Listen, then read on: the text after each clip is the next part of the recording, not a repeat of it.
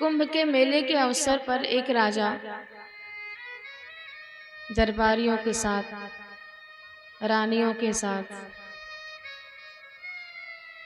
कुंभ के मेले का आनंद लेने गए।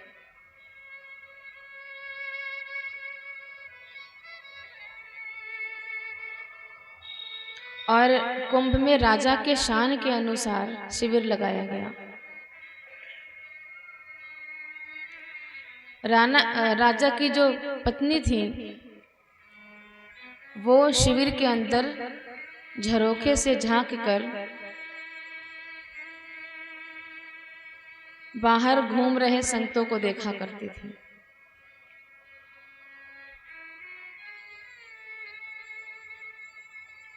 बहुत पहले की बात है ये, कितने पहले की बात है ये कथा के मध्य में आप खुद ही समझ जाएंगे। संत जो हर तरफ साधना, ध्यान और भगवत चर्चा में लीन थे, अंदर झरोखे से ही झांक कर रानी देखा करती थी कि कोई भगवान चर्चा कर रहा है, कोई संकीर्तन कर रहा है, कोई मस्त होकर कीर्तन में झूम रहा है। एक संत कह रहे थे कि आराम की तलब है तो एक काम कर, आराम की तलब है तो एक काम कर, आ राम की शरण में और राम राम कर। जीवन का विश्राम यही है।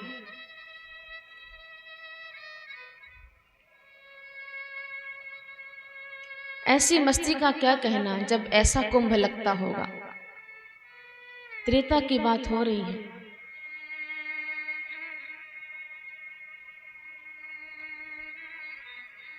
आंतरिक सुख जो प्राप्त होता है पहले के तीर्थों में जाकर के, मंदिर में जाकर, संतों के सानिध्य में जाकर, संतों के आश्रम में जाकर, उनकी कुटिया में जाकर, अब वो शांति कहाँ है।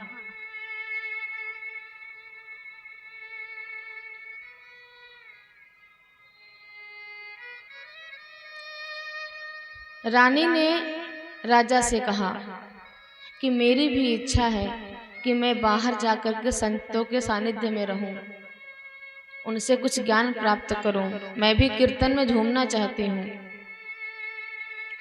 राजा ने कहा आपका भाव तो बड़ा उत्तम है, प्रस्ताव बड़ा सुंदर है, लेकिन ये लोक मर्यादा के खिलाफ है। आप हमारी पट्ट महिषी हैं, आप ऐसे सड़कों पे जाकर के संतों के बीच नहीं बैठ सकती। लोक मर्यादा ये समर्थन नहीं करती है।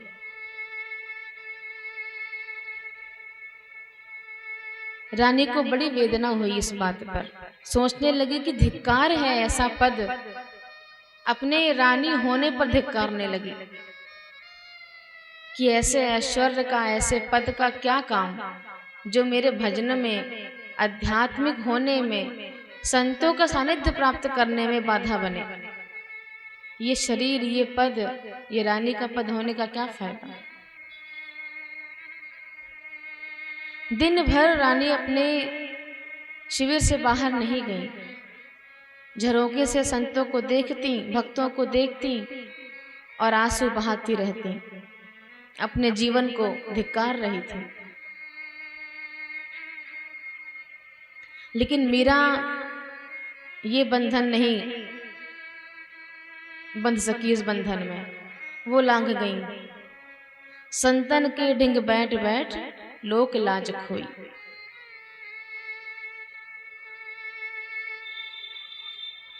उनके पास भी भौतिक मर्यादा थी,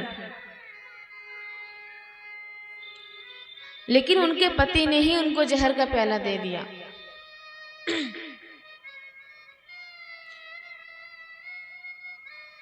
मर्यादा हम भी लांघ सकते हैं, लेकिन जब वो मर्यादा तोड़कर धरती और आकाश की दूरी नाप ले, सुनीता विलियम्स की तरह, हमारे झगड़े ही अलग हैं, उस पर कितनी बातें करें।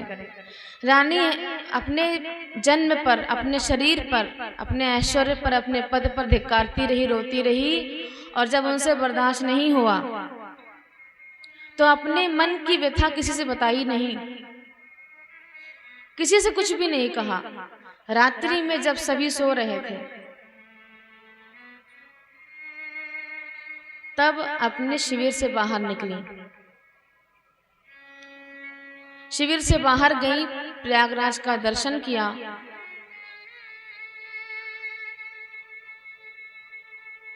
और गंगा जी में कंठ पर्यंत जल में जा करके भगवान से कहने लगी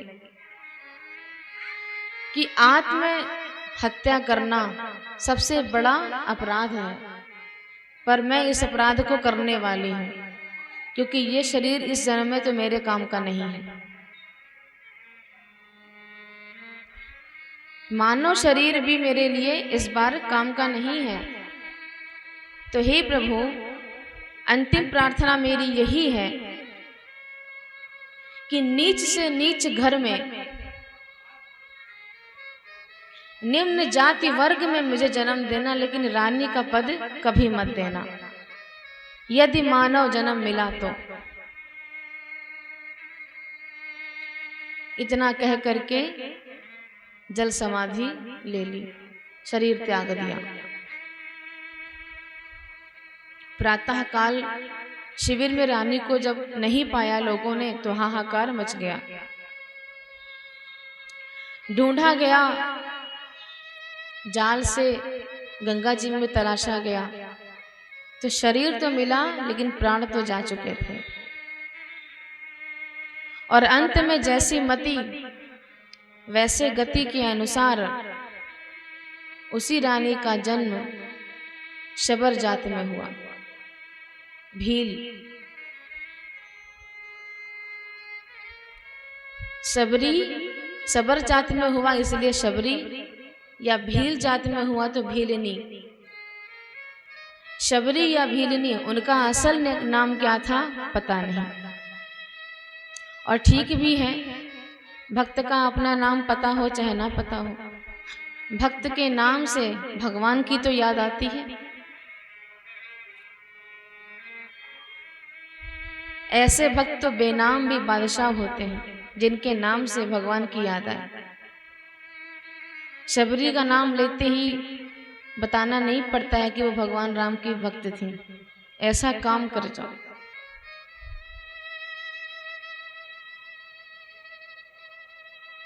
और जब दूसरे शरीर में प्रवेश की, जन्म मिला, तो सदगुरु कबीर कहते हैं कि भक्ति बीज पलटे नहीं। आपके संस्कार जो होते हैं पिछले जन्म के, वो आप हर जन्म में लेके जाते हैं। जो जुग जाए अनंत, चाहे कई साल, कई वर्ष, कई जन्म बीते जाएं। कभी कभी हम खुद बच्चों को देखकर कहते हैं कि इन्हें मैंने कुछ सिखाया नहीं, ये तो ऐसे बचपन से था। तो जीव कुछ संस्कार तो ले करके आता है और कुछ हमें सिखाना पड़ता है। ऊंच नीच घर अवतरे, भक्ति बीज पलटे नहीं। जो जुग जाए अनंत, और ऊंच नीच घर अवतरे। किसी भी घर में जन्म ले, किसी वर्ग में ले, किसी शरीर में जाए, होए संत का संत। जैसे उनका विचार पूर्व जन्म में था, इस बार भी शबरी शरीर में भी होए संत का संत। वैसे ही शांत स्वरूपणी, सादगी, भक्ति के बीज निष्फल नहीं होते हैं। अच्छा, शबरी को बचपन से ही गुड्डे गुड़ियों के खेल में आनंद नहीं था। वो कभी सखियों में नहीं खेलती। घर के बाहर सखियों में, घर के अंदर माँ बहनों के बीच में कभी नहीं बैठती। श्रृंगार की बातें नहीं करती, कभी खेल खिलौनों की बातें नहीं करती, कभी घर घरौंदे की बात नहीं करती, घर संसार की बातें नहीं करती। एक बार उद्यान में बैठी थी, ऐसी वृक्ष के सामने बैठी होंगी। पत्ता टूटा डाल से, पत्ते को देखकर, पेड़ को देखकर विचार, पत्ता टूटा डाल से ले गई पवन उड़ा, अब के बिछुड़े ना मिले दूर पड़ेंगे जाए।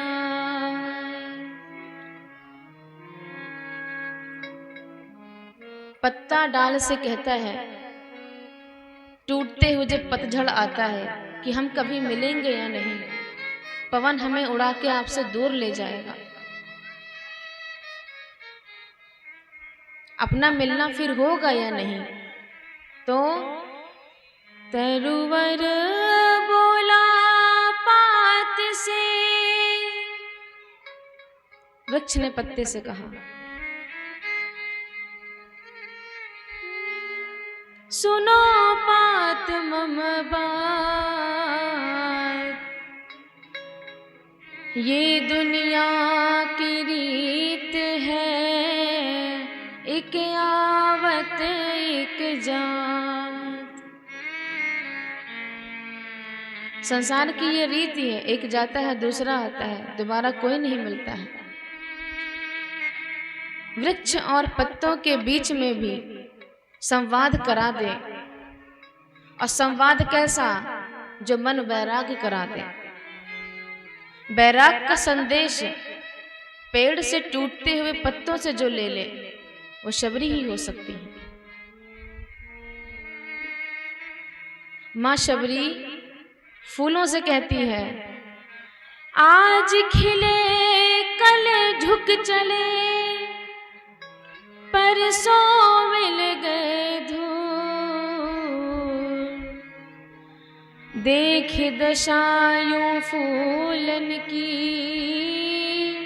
फिर क्यों फूले फूल। आज खिलता है, सूख जाता है, टूट जाता है, भूमि में गिर के मिट्टी में मिल जाता है, और जब यही गति होनी है तो इसका अर्थ क्या है बार बार होने का।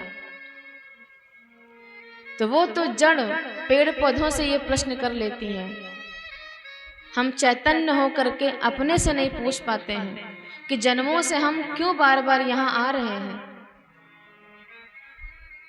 हमें वैराग्य नहीं होता।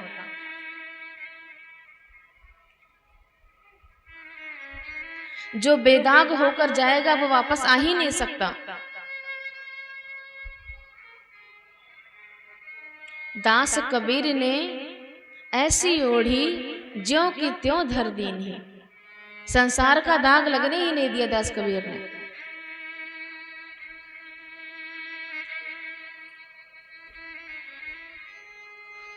संसार में वो भी तो रहे और पैदल चल चल के यूरोप तक पहुंचे, अध्यात्म का संदेश दिया लोगों ने। अच्छा, मुगल काल में हुए कबीर साहब, सामान्य दिन नहीं था, कबीर साहब मुगल काल में हुए थे, और उस समय उन्होंने मुसलमानों के पाखंड पर कितना चोट किया था, कितनी ताड़ना सहनी पड़ी होगी। ध्रुव प्रहलाद सुदामा ने ओढ़ी, सुखदेव ने निर्मल कीन्ही, और दास कबीर ने ऐसी ओढ़ी ज्यों की त्यों धर दीन्ही। उन लोगों ने शरीर रूपी चादर पाई तो क्या किया, और हम अपनी स्थिति देखें। शबरी की मां ने पिता से कहा कि बेटी ऐसी ऐसी बातें करती है, घर संसार में मन नहीं लगता है, हमेशा वैराग की बातें करती है। माता पिता को बड़ी चिंता हुई। पिता ने कहा एक उपाय है, इसका विवाह कर देते हैं, विवाह कर देंगे, जिम्मेदारी आएगी तो घर संसार में मन लगेगा। अच्छा, शबर जात की परंपरा पुरानी,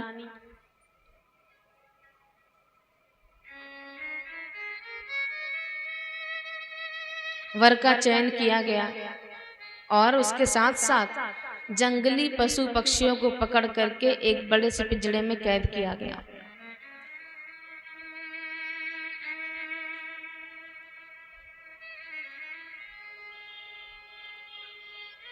आज माता शबरी के कंघी कर रही है, सुबह सुबह बाल बना रही है, अपने से नहला रही है, नए नए वस्त्र पहनने के लिए बोल रही है। शबरी पूछती है, माँ आज क्या तुम्हें सूझी, अपने आप मेरे बाल बना रही हो, मेरा श्रृंगार कर रही हो, नए वस्त्र लाके दे रही हो। माँ ने कहा तुम्हें पता नहीं है क्या, आज तुम्हारा विवाह है।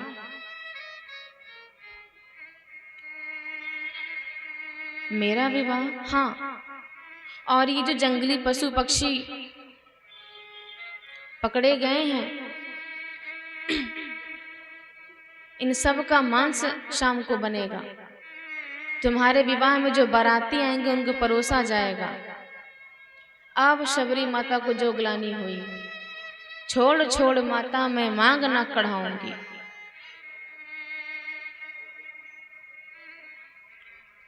बाल छुड़ा करके, केस छुड़ा करके शबरी भागी और भागते भागते उस पिंजड़े का दरवाजा भी खोल दिया। आजाद हुए पशु पक्षी भी शबरी को आशीर्वाद देने लगे। उन सब के हृदय से एक ही आवाज निकली कि शबरी आज तुमने मुझे मुक्त किया है, देखना भगवान एक दिन तुम्हें मुक्त करेंगे। अब भाग कर जाए कहां, शबर जात, दूसरा महिला जात।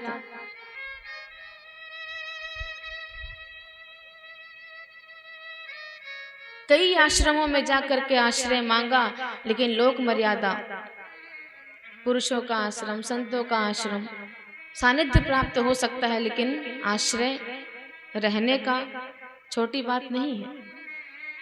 सबको अपने लोक लाज मर्यादा की चिंता थी। एक संत बड़े परमार्थी, उन्होंने कहा सेवा तो कर सकती हो। हाँ बिल्कुल, और कहा भी गया है प्रथम भगत संतन कर संगा, पर सेवा कैसे करूं, मुझे प्रवेश तक नहीं मिल रहा है। वो सिर्फ महिला नहीं थी, शबर जात की भी तो थी, जाति भी निम्न थी।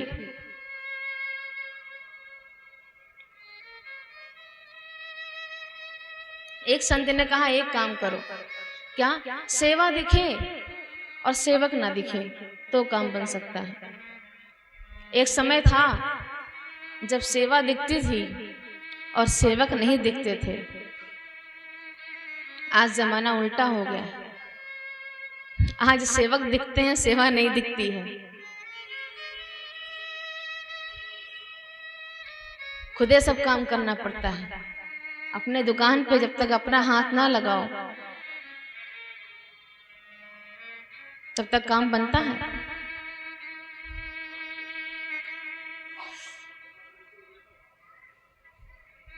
तो शबरी ने यही सूत्र अपना लिया। जब सभी संत सो जाते, महात्मा सो जाते, मध्य रात्रि में जाकर के आश्रम में झाड़ू लगाती, पोछा लगाती, समिधा ला के रखती, सुबह हवन करने में काम आएगा। जल पात्र भर के रख देती हूँ, कलश भर के रख देती हूँ, धूल मिट्टी साफ करती और भगवान से यही प्रार्थना करती कि हे प्रभु, जिस तरह मैं यहाँ की सफाई कर रही हूँ, आप भी मेरे मन के मैल को साफ कर देना। मेरे मन में किसी के प्रति कटुता ना आने पाए, ईर्ष्या ना आने पाए, क्रोध ना आने पाए, मैल मेरे हृदय का आप साफ करते रहना।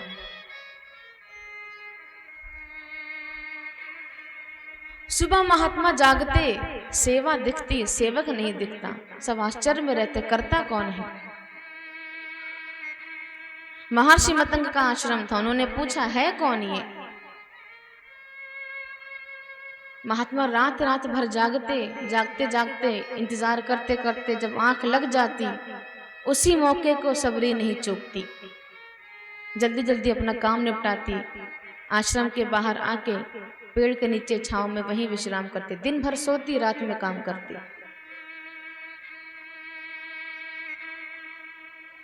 महर्षि मतंग ने कहा, आज हम खुद निगरानी रखेंगे, ये करता कौन है।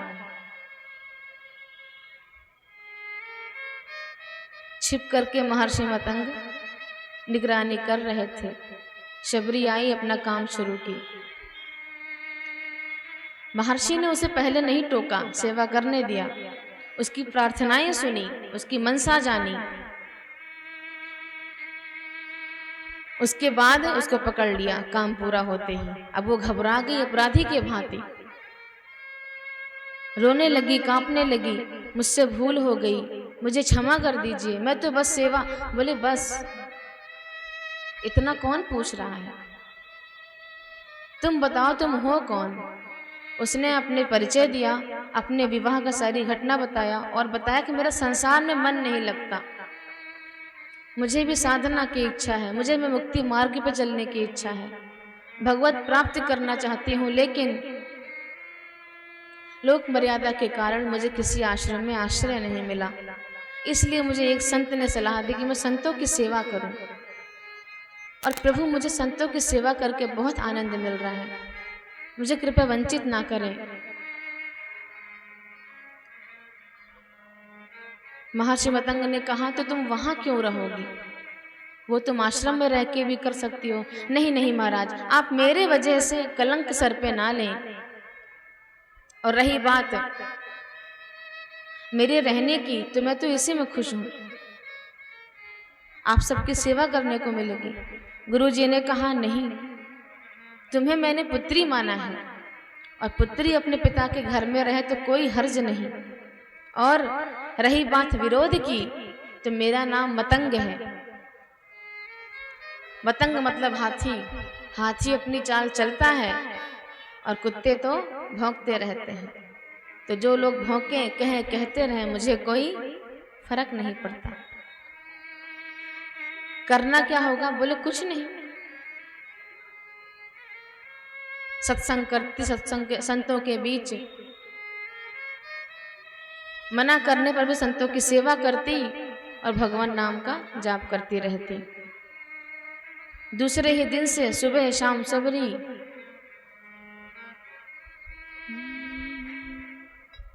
राम जपो राम जपो, राम जपो बावरे,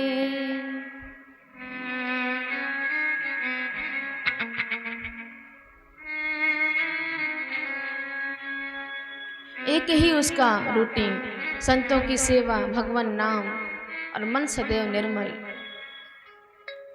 राम जपो राम जपो, राम जपो बावरे,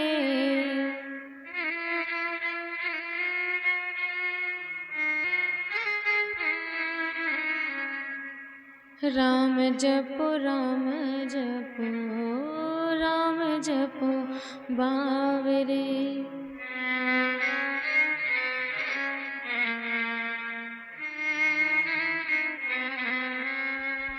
एक समय आया, मतंग ऋषि का अंतिम समय, मृत्यु शैया पर, शरीर छोड़ने ही वाले थे। सभी शिष्य एकत्रित हुए, सबके नेत्रों में आंसू। भागी भागी शबरी भी आई, घबराई हुई, क्या हुआ आपको। महर्षि ने कहा, अब मेरे जाने का समय आ गया। कहाँ जा रहे हैं, वहां जहां सबको जाना होता है। तो वापस, बोले वहां से वापस ना आना पड़े, इसकी साधना कर रहा था। स्वरूप लीन होने के बाद कैसी वापसी, आत्मलीन होने के बाद कौन सी वापसी। जो अपने स्वरूप को पहचान जाए, मानव जीवन का लक्ष्य क्या है, अपने आत्म स्वरूप में लीन होना, अपने आप को जानना। हम संसार को जान लेते हैं, अपने को नहीं जान पाते हैं कि हम कौन हैं।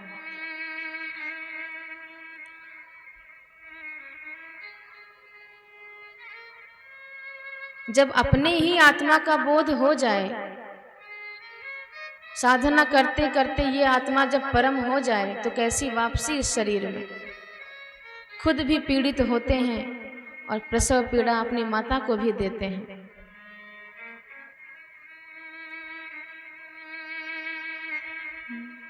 शबरी ने कहा कि आप चले जाएंगे तो मुझ अनाथ का साथी कौन होगा, मेरे को कौन सहारा देगा, सानिध्य कौन देगा मुझे अपना।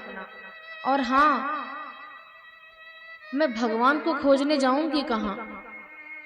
गुरुजी ने कहा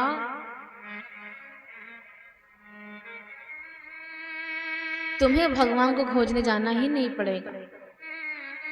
मानव जीवन का जो कर्तव्य है, जो गुण है, सत्य, अहिंसा, प्रेम, सेवा, समर्पण, विनम्रता, इन सब का सच्चे मन से पालन करते रहना और देखना एक दिन भगवान ही तुम्हें ढूंढते हुए आएंगे।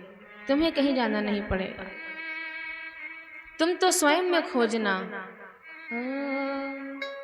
जो उस सांवरे को सदा ढूंढता है, जो उस सांवरे को सदा ढूंढता है, जो उस सांवरे को सदा ढूंढता है, जो उस सांवरे को सदा ढूंढता है, उसे एक दिन सांवरा ढूंढता है, उसे एक दिन सांवरा ढूंढता है, जिसे ढूंढने का अमल पड़ चुका है, जिसे ढूंढने का अमन पड़ चुका है, जिसे ढूंढने का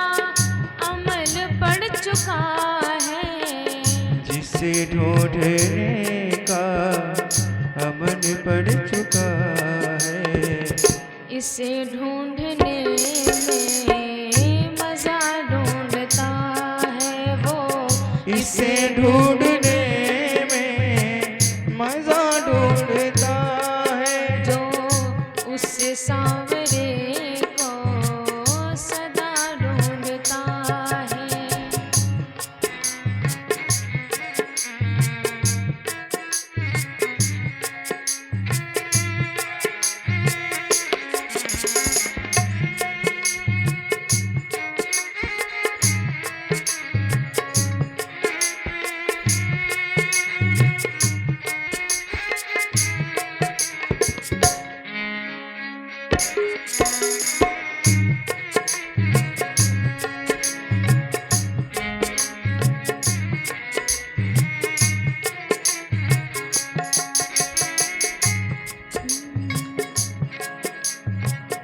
अरे दिल जिसे कुल जहां ढूंढता है, अरे दिल जिसे कुल जहां ढूंढता वो है, तुझ में है फिर तू कहाँ ढूंढता है, वो तुझ में है फिर तू कहाँ ढूंढता है, ओ, उस सांवरे को सदा ढूंढता वो है, उस सांवरे को सदा ढूंढता है, उसे एक दिन सांवरा ढूंढता है, उसे एक दिन सांवरा ढूंढता है।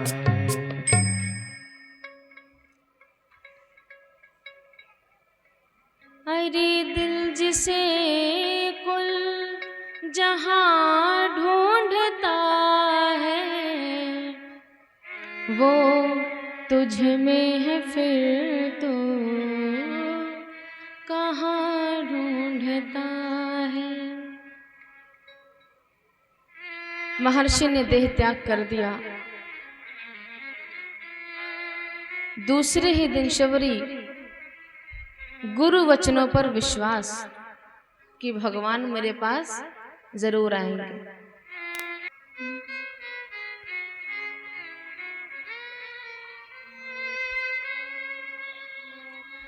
गुरु के वचन प्रति दीना जेहि, गुरु के न वचन प्रतीत न जेहि,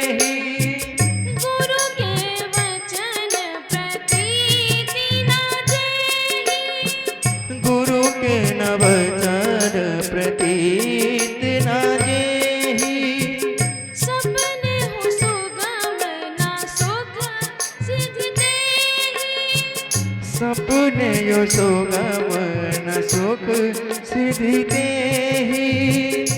मंगल भवन अमंगल हारी, मंगल भवन अमंगल हारी।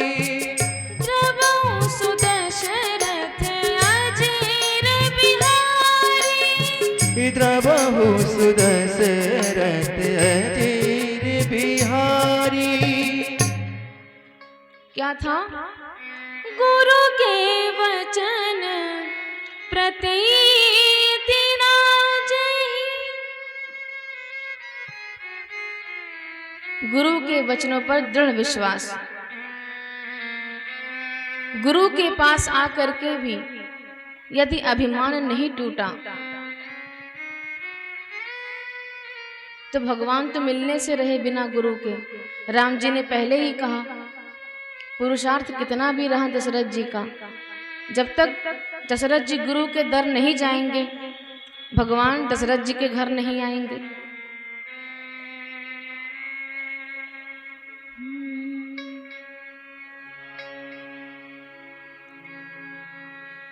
बशर्ते हमारी चाह सच्ची हो।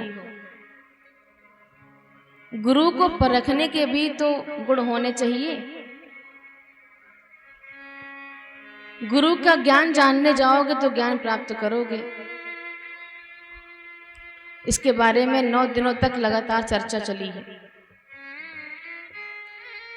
थोड़ा बहुत इसलिए फिर से बोल देते हैं कि हर दिन नए चेहरे दिखाई पड़ते हैं।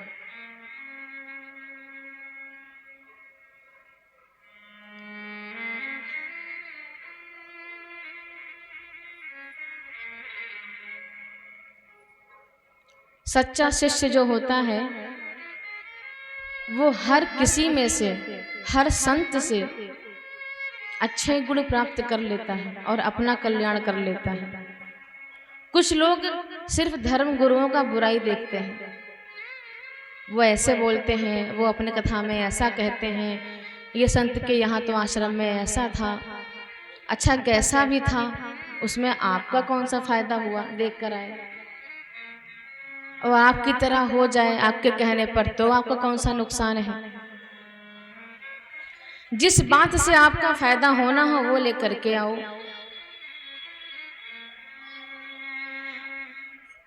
एकलव्य ने द्रोणाचार्य की मूर्ति से वो ज्ञान प्राप्त किया जो साथ में रह करके अर्जुन भी नहीं पा सके।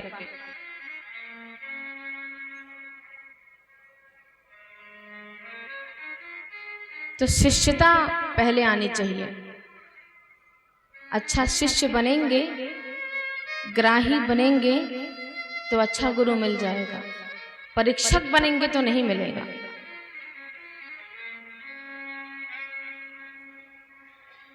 गुरु का देखे क्या है, अनुभूति और अभिव्यक्ति 2 चीजें होती हैं। अनुभूति भी कर ले, अनुभूति इस पार होता है, अभिव्यक्ति उस पार से आकर करनी होती है। जो उस पार जा करके अनुभूति भी प्राप्त करे और इस पार लौट करके अभिव्यक्ति भी कर सके शब्दों में, वो गुरु होता है।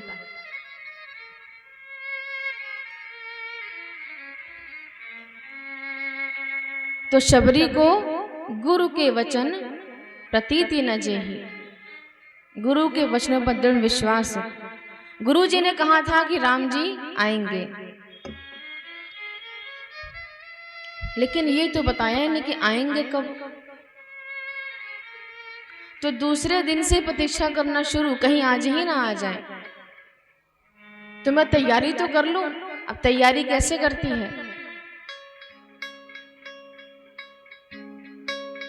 कुटिया से लेकर के आश्रम के द्वार तक बुहारती है। वहां तक फूल बिछाती है कि भगवान के नन्हे नन्हे कोमल कोमल पांव कांटे न चुभ जाएं। बुहारती है, फूल बिछाती है। वन में जा करके फल तोड़ के लाती है। रामचरितमानस में बेर का वर्णन नहीं है, लेकिन भक्तमाल में बेर का वर्णन है। फल को नाम दे दिया गया है।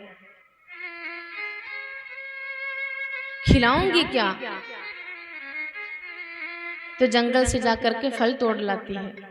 बैठाऊंगी कहाँ, तो केले के पत्ते तोड़कर बिछाती है।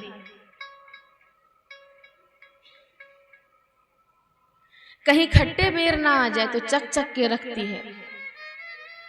सुबह से लेकर शाम तक इंतजार करती है। गुरु जी ने कहा था तो भगवान जरूर आएंगे। अच्छा देखिए, शबरी की प्रतीक्षा करते करते वृद्ध हो जाती है। रोज सुबह उठती, आंगन बुहारती, फूल तोड़ के लाती, फूल बिछाती, जल पात्र भर के रखती, जंगल में जाकर के फल तोड़ के लाती, चख चख के चुन चुन के रखती और टकटकी लगाए दरवाजे पर देखा करती। फिर जाकर के अंदर बैठ जाती। भगवान, गुरुजी ने तो कहा था भगवान अपने आप ढूंढते आएंगे, तो अंदर तो आ ही जाएंगे। अंदर आके बैठती, लेकिन भगवान है, भगवान आएंगे मैं अंदर बैठी रहूं? नहीं, बाहर दरवाजे पे इंतजार करती, मैं स्वागत के लिए खड़ी रहूं। प्रत्येक दिन महीने बीते, साल बीते, लेकिन उत्साह में बढ़ोतरी हुई, लेकिन कमी नहीं आई। मायूस नहीं कि आज नहीं आए, पता नहीं गुरुजी ने ऐसे ही कहा था, आएंगे भी नहीं। एक भी दिन हतोत्साहित नहीं हुई। प्रत्येक दिन उसी उत्साह से उठती, वही नियम का पालन करती, स्वागत की तैयारी करती, टकटकी लगाए दरवाजे पर देखा करती। आप देखिए प्रतीक्षा, किसी ऋषि मुनि की तपस्या से कम है उसका जीवन।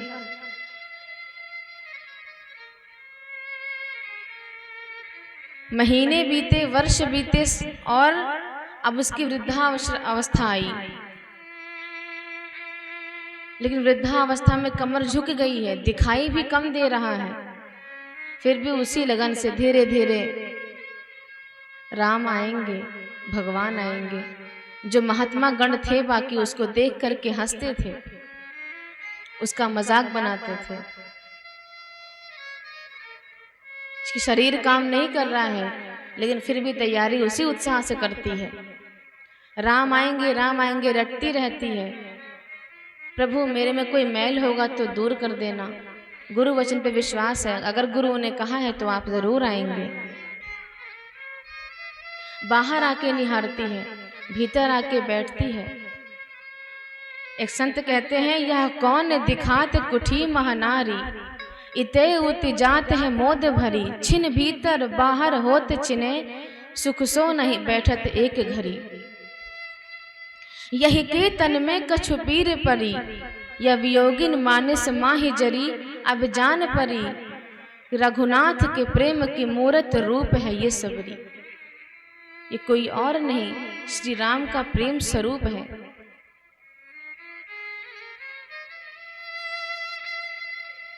द्वार पे बैठी माता शबरी, वृक्ष के पीछे से आहट हुई, लगता है आ गए। नहीं नहीं, ये तो हिरन है। अब उतनी तेज उत्साह से चल नहीं पाती है दरवाजे तक, दरवाजे से आश्रम के दरवाजे तक, कुटिया से आश्रम के दरवाजे तक उतनी जल्दी नहीं जा पाती है। आंखों से भी कम दिखाई पड़ रहा है, शरीर भी जर्जर हो गया है। तो एक प्रार्थना करती है कि प्रभु इतना तो मुझे पता है कि अगर आपके आने से पहले मेरे प्राण निकल गए तो ये प्राण तो आप में ही मिलेंगे, आपके चरणों में ही समर्पित होंगे, इसमें कोई संदेह नहीं है। लेकिन दो बातें रह जाएंगी कि हाथ ये पाए पखारन को, दृग नयनन दर्शन को तरसे रह जाएंगे। ये हाथ चरण धोने के लिए तरसते रह जाएंगे और ये आंखें दर्शन को तरसती रह जाएंगी। ये सौभाग्य भी जीते जी मिल जाए तो महान कृपा होगी प्रभु। मरने के बाद तो हम आपसे ही मिलेंगे, इसमें कोई संदेह नहीं है।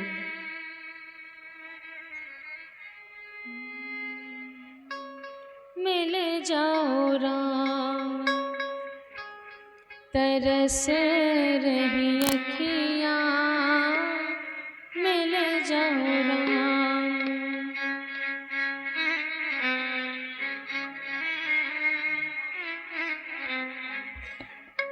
सावन जैसी बरस रही अखियाँ, सावन जैसी बरस रही अखियाँ, मिल जाओ राम तरस रही अखियाँ, मिल जाओ राम। कितने ही वर्ष बीते, उत्साह में, आस में, उम्मीद में कमी नहीं। और शबरी का ये प्रसंग हम लोगों को भी सिखाता है, भरोसा दिलाता है कि हम भी किस लिए आस छोड़े, कभी ना कभी क्षण विरह के मिलन में बदल जाएंगे, नाथ कब तक रहेंगे, कड़े एक दिन देख कर प्रेम आंसू पिघल जाएंगे। शबरी के वट जटायु अहिल्यादि के पास पहुँचे, स्वयं छोड़ करके अवध। अगर ये है घटना सच तो भरोसा हमें खुद ब खुद आप आ करके मिल जाएंगे, किस लिए आस छोड़े कभी ना कभी।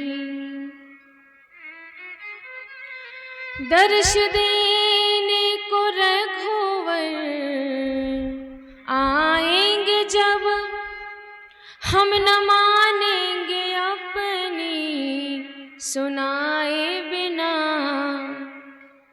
जान देंगे न वापस किसी शर्त पर, पद कमल यूं लिपट कर मचल जाएंगे, किस लिए आस छोड़े कभी ना कभी।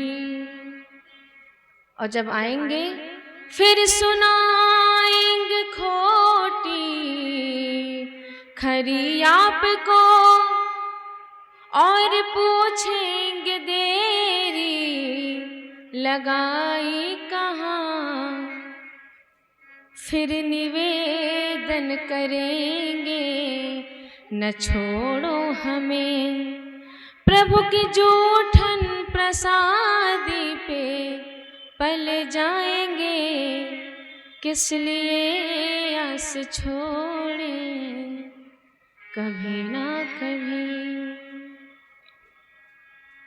सपन साकार होगा तभी राम जी, जन पे हो जाए थोड़ी कृपा आपकी, पूर्ण कर दो मनोरथ इस दास का, जान कब प्राण तन से निकल जाएंगे, प्राण निकलने से पहले आ जाना, वरना ये हाथ पैर पखारने को और आंख दर्शन को तरस के रह जाएंगे। अगले ही दिन सुबह सुबह हर तरफ शुभ संकेत, बाईं भुजा बाईं आंख फड़क रही है माता की। जल्दी जल्दी सारी तैयारियां करती है, दुगने उत्साह से आज उत्साह से तैयारियां आज जल्दी कर ली, और तैयारी करके पेड़ के सामने बैठती है, और पेड़ पे तभी एक कौवा आके बैठ जाता है, कांव कांव करने लगता है। शबरी माता उस कौवे से कहती है, बोले बोले कागा मेरे राम कब आएंगे, बोल बोल कागा मेरे राम कब आएंगे,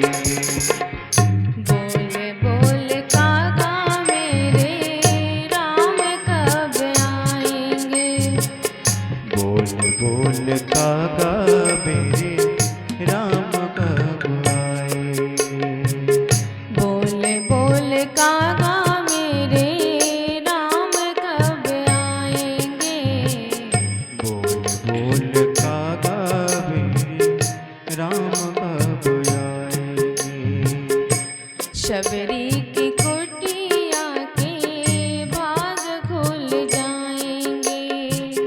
शबरी के कुटिया के भाग खुल जाएंगे।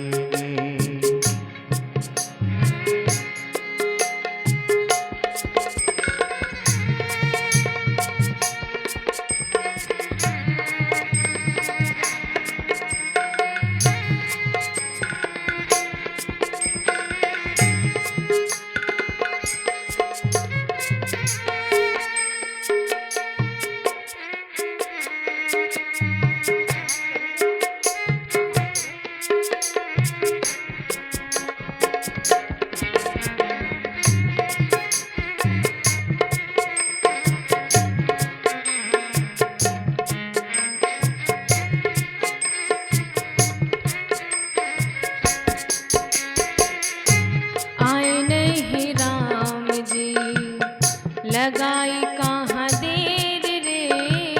आए नहीं राम जी लगाई कहाँ देर रे। आए नहीं सांवरे लगाई कहाँ देर रे। आए नहीं सावरे लगाई कहाँ देर रे। थोड़ी बहुत देर लगाई थी।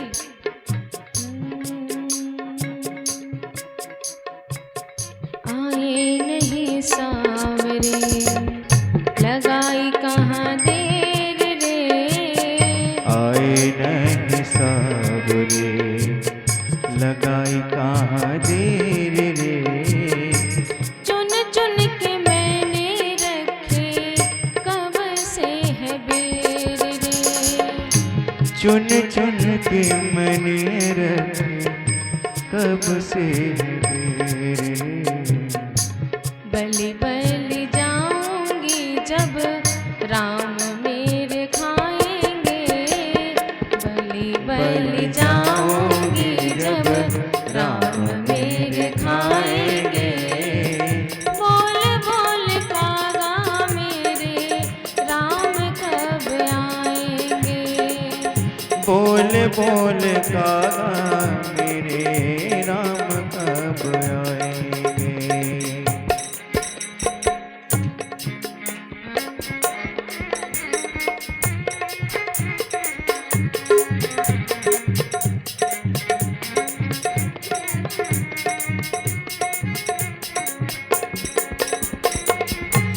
ला दे रे कागा मेरे राम की खबरिया। ला दे रे कागा मेरे राम की खबरिया।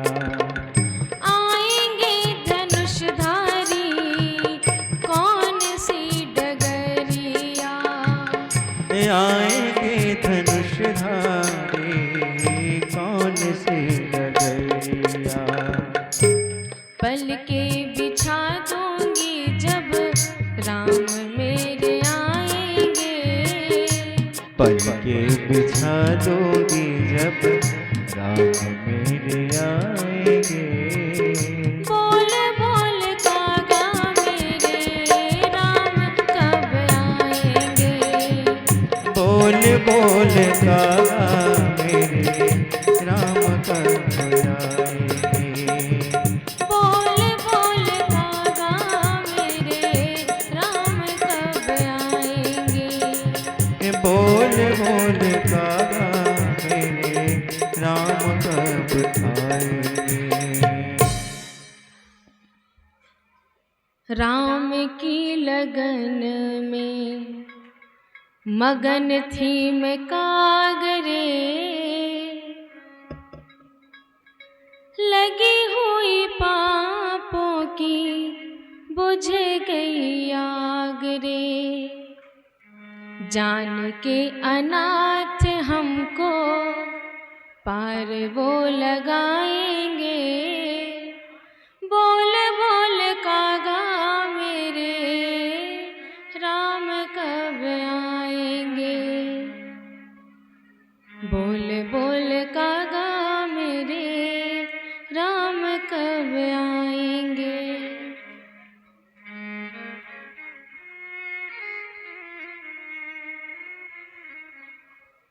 नेत्र बंद करके कागा से बात कर रही है शबरी माता, और उधर गिद्धराज के संदेशानुसार आश्रम में प्रवेश करते हैं भगवान श्री राम भैया लखन के साथ। मुनिवरों ने देखा वेद मंत्रों के साथ स्वस्ति वाचन करने लगे राम जी के आने पर।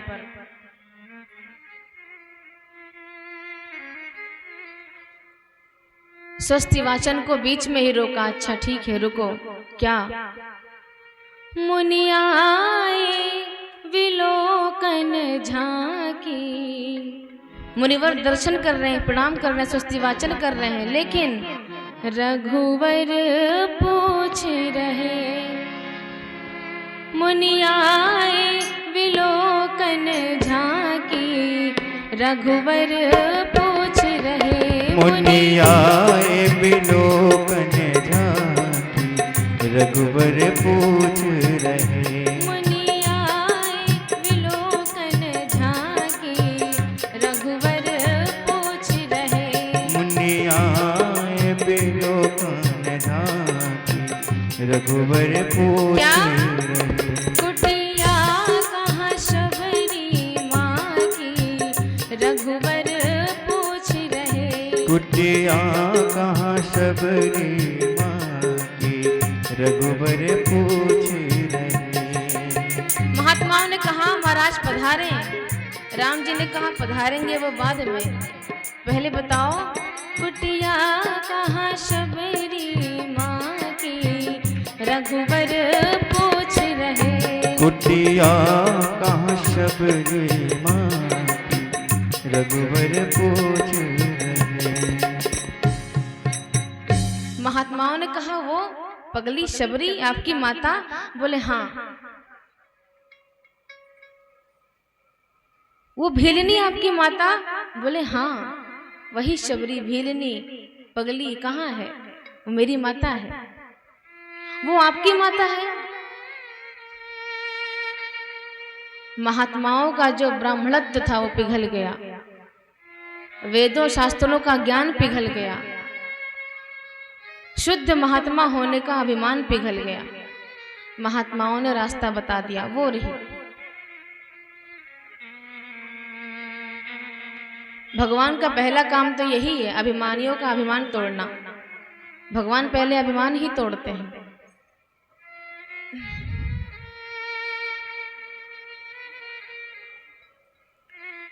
शबरी माता दूर से दर्शन करती है भगवान का। आ गए, पर इनसे बड़ा कौन होगा?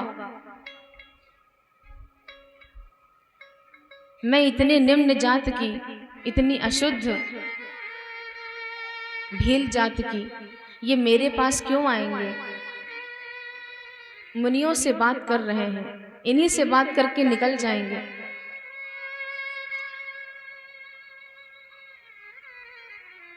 मैं ही जाके चरणों प्रणाम कर लूं क्या? नहीं नहीं, इनका प्रतिज्ञा है कि निश्चरहीन करूं मही। राक्षसहीन करना है इस धरती को, ये इनका प्रतिज्ञा है। और मैं राक्षस कुल की हूं। चौक चक्रवर्ती जो को चाप चढ़ जावे ना, मुझे देखकर इनके मन में क्षोभ ना आ जाए, मुझे देखकर इनके मन में रोष ना आ जाए, पहले ही चरणों में गिर जाती हूँ। नहीं नहीं, मैं इतनी अशुद्ध हूँ, उनके पैर उनके पांव अशुद्ध ना हो जाए, मैले ना हो जाए। सोचती है और अपनी आंखें बंद कर लेती है। क्यों? मन मूंदरी मूंद दो हाथन इन नैनन को, कि राम कढ़ जावे, राम रूप कढ़ पावे ना। इनका दर्शन करके आंखें बंद करके राम का रूप अपनी आंखों में छिपा लेती हूँ तो राम जी चले जाएंगे, लेकिन राम जी का रूप मेरे नेत्रों से नहीं जा पाएगा। इन नेत्रों को ही बंद कर लेती हूँ। आंख बंद करके शबरी माता कुटिया के द्वार पे बैठी है। भगवान श्री राम लक्ष्मण भैया धीरे धीरे शबरी माता के सामने आके खड़े हो जाते हैं। राम जी कहते हैं लखन से कि देख रहे हो, मैंने आने में देर कर दी ना, ये माता नाराज होके बैठी है, अपना मुंह भी नहीं दिखा रही है, मुझे देखना नहीं चाह रही है, आंखें बंद करके बैठी है।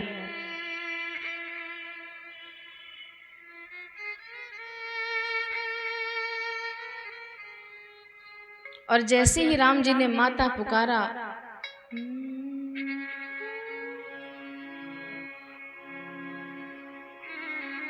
बाहर बाहर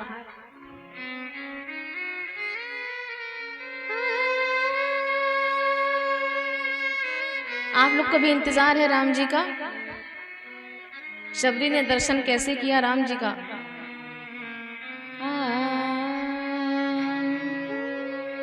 शबरी देखी राम गृह आए, शबरी देखी राम जी आए, शबरी देखी राम गृह आए, शबरी देखी राम जी आए।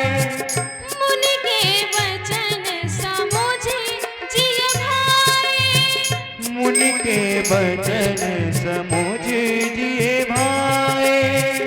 मंगल भवन अमंगल हारी, मंगल भवन अमंगल हारी।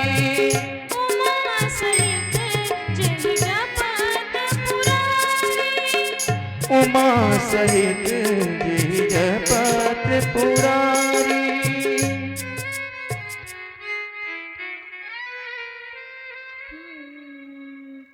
शबरी देखी राम गृह आए। राम जी को देख के पसंद तो होती है, लेकिन पहले मुनि के वचन समझे जिय भाए। गुरु जी के वचन याद आते हैं। राम जी को कौन जानता था, कृष्ण को भी कौन जाना। नारद जी नहीं मिलते तो ध्रुव जी भगवान जी को कैसे जानते।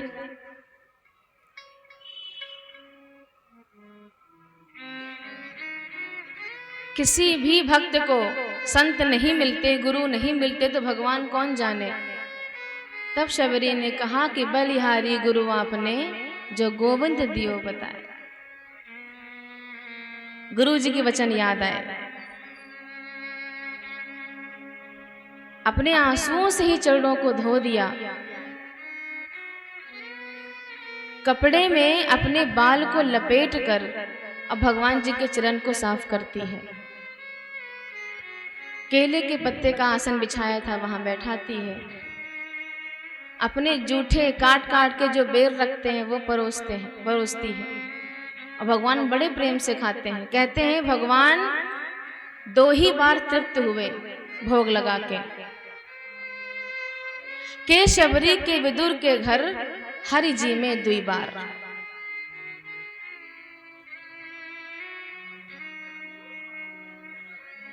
तो इस प्रकार शबरी चरित्र से क्या प्राप्त होता है हमें।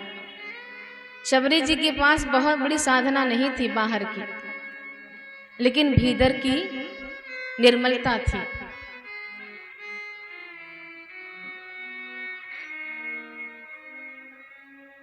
कटु वचन कितना बोले मुनि लोग, कितना परेशान किए, कितना हंसे उस पर। कभी किसी की वाणी का प्रतिकार नहीं किया। गुरु के वचन सिर्फ 1 लाइन नहीं याद रखा कि भगवान आएंगे। भगवान गुरु जी ने कहा था सत्य, अहिंसा, प्रेम, करुणा, विनम्रता, इन सभी व्रत का सच्चे मन से पालन करना। और उनकी साधना ने भगवान से मिलवाया, उनके धीरज ने भगवान से मिलवाया। गुरु जी ने कहा था जो उस सांवरे को सदा ढूंढता है, उसे एक दिन सांवरा ढूंढता है।